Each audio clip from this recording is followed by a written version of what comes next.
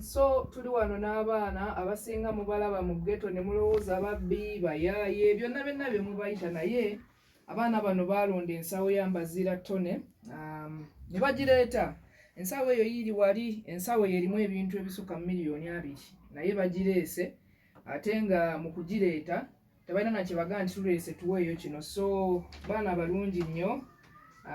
Ono mukama waffe sebamanya amanya General Gaza omuduumizi w'amagye g'okutaka okuva mu NUP wa President Kyagulanyi Ssentamu Robert. Ekya President kibadde kyetaagisa kubanga eyo uniform yaffe mukama waffe General kumanya kuli ebikwekweto mu NUP yonna naye nga kinaye tewali kusabira muganda waffe amanya Captain Abitex nze nonkola ku nteekateeka z'ebyokwerinda ebyokumazzi singa wabaawo embeera neyeetaagisa okuva mu NUP. Waliwo ow'amazzi n'ow'ettaka n'ow'omubbanga ow'omubbanga kyoba omanya waliwo akulira ebyokwerinda eby'omubbanga waliwo ow'okumazzi waliwo ow'okulukalu security banene omulwadde sijja kumubawa kangende wa mukama waffe ono.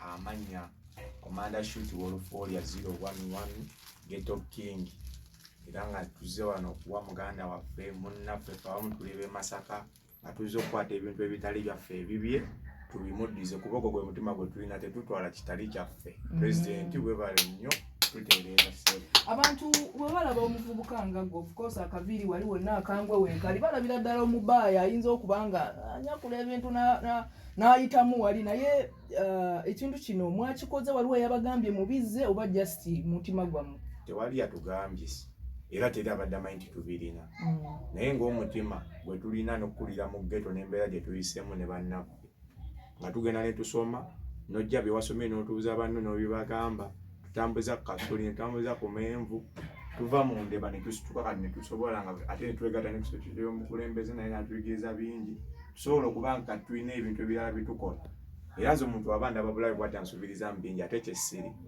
era olina omala ku miitinga n'oyogerako nange n'omanya kikyetuli. Mpozi ogambe manya gwani?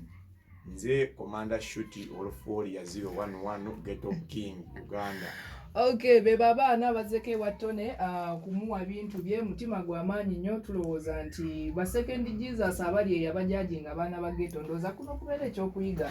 Omuntu omulaba n'omujajinga mutuukirire omanye ekikyali gega amagye gataddewo ddala basazeewo olubalama omulwadde yesijjamu balaga timu nene era abantu timu yayamba Mbazira yali nene okuva mu NUP neffe tusobodde situkayo kuba buli timu ebaako n'abakulembeze tusobola okusituka okuleeta ebintu ebyo tubaite tuyinza kujja ffenna babadde bayinza n'okukeera omunoonya bamubuuza okolera ani naye nga respect okolera